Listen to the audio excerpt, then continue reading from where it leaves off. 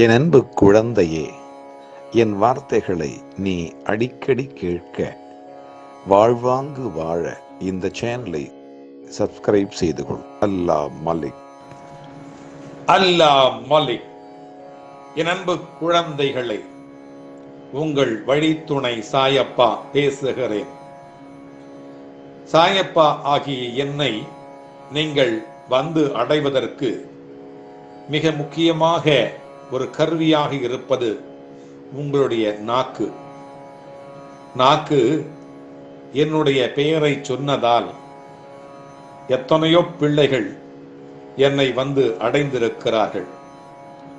பக்தி மேலோங்குவதற்கு, என்னுடைய பெயரை உச்சரிப்பதற்கு நாக்கு மிகப்பெரிய காரணியாக இருக்கிறது, மிகப்பெரிய கருவியாகவும் இருக்கிறது. அது ருசி அறியும் ஒரு கருவி மட்டும் அல்ல.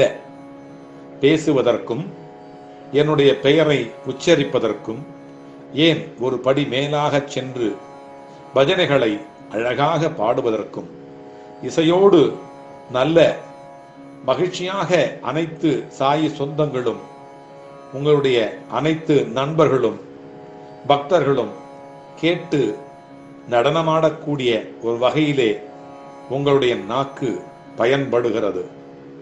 இப்படியான நாக்கானது இறைவனுடன் ஒன்றுவதற்கு உரிய முக்கிய தலைவாசலாக இருப்பது அதுவே ஆகும். அதே போல அதே நாக்கிற்கு கட்டுப்பாடும் மிக மிக அவசியம். அந்த நாக்கை சுழற்றி பேசும் பொழுது உன்னுடைய மனத்திலே இருந்து என்ன நினைக்கிறாயோ அதைத்தான் அந்த நாக்கு பேசப் போகிறது என்பதை கண்டிப்பாக நீ தெரிந்து கொண்டாக வேண்டும். ஆகவே அந்த நாக்கினால் பேசுவதற்கு முன்பாக கட்டுப்பாடோடு பேசிக்கொண்டு இருந்தால் உன்னுடைய நண்பர்களும் சரி, உன்னுடைய சொந்தங்களும் சரி, உன்னை கட்டுப்பாடோடும் உன்னிடத்திலே பேசுகின்ற பொழுது நீ என்ன பேசினாயோ அதே கட்டுப்பாடோடு, அதே மரியாதையோடு உன்னை அவர்கள் கவனிப்பார்கள், உன்னை மரியாதை செய்வார்கள். கண்ணாடி போலத்தான் இந்த உலகம் என்பதை கண்டிப்பாக நீ தெரிந்து கொண்டாக வேண்டும். ஆக இதே போல நாக்கு பேசுவதற்கு, உண்பதற்கு, ருசியை உணர்வதற்கு இரண்டிலும் தொடர்புடையது. நாவின் கட்டுப்பாடு இல்லாமல் பக்தி வழியிலே செல்லவும், இறைவனது மாளிகையிலே நுழையவும் இயலாது. நீ விரும்புகிறாய் என்னுடைய துவாரகா மாயையை வந்து அடைய வேண்டும் என்று நீ விரும்புகிறாய். அதிலே எனக்கும் மிக மிக உடன்பாடு அதிகமாக இருக்கிறது. நீ எப்பொழுது வருவாய் வருவாய் என்றுதான் நான் காத்து கொண்டிருக்கிறேன். நான் சில நேரங்களிலே துவாரகா மாயையிலும், சில நேரங்களிலே சாவடியிலும், சில நேரங்களிலே குருஸ்தானத்திலும், இன்னும் சில நேரங்களிலே லெண்டி தோட்டத்திலும் நான் அமர்ந்து கொண்டிருப்பேன். நீயோ என்னை அங்கே இங்கே வந்து மாறி மாறி தேடிக்கொண்டிருப்பாய். நானும் உன்னுடைய வருகையை எதிர்பார்த்து காத்து கொண்டிருப்பேன். அந்த மாதிரி தருணங்களிலே நீ என்னை விசாரிக்கிறாய் அல்லவா? அப்பொழுது கூட இதே நாக்கு தான் உனக்கு பயன்பட்டிருக்கிறது. அடுத்தவர்களை விசாரித்துக் கொண்டு அது எங்கிருக்கிறது? சாயப்பாவனுடைய லெண்டி தோட்டம் எங்கிருக்கிறது?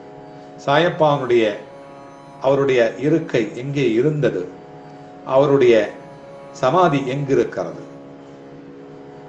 என்றெல்லாம் என்னுடைய ஸ்தலங்களை எல்லாம் கேட்டு கேட்டு வருகிறாய் அல்லவா? அந்த நேரத்திலே உனக்கு பயன்பட்டது அதே நாக்குதான். ஆகவே இந்த நாக்கை வைத்து எத்தனையோ பேர்கள் உயர்ந்திருக்கிறார்கள், தாழ்ந்தும் போயிருக்கிறார்கள். அதே போல ஒரு மனிதனுக்கு கோபம் வருகின்ற பொழுது இந்த நாக்குதான் அவனை கெடச் செய்கிறது, தாழச் செய்கிறது. எதிராளியை எடுத்தெறிந்து பேசி இவனே அதனால் தாழ்ந்து போகக்கூடிய ஒரு கெட்ட ஒரு துர்பாகிய நிலைக்கு அவனை விழச் செய்கிறது.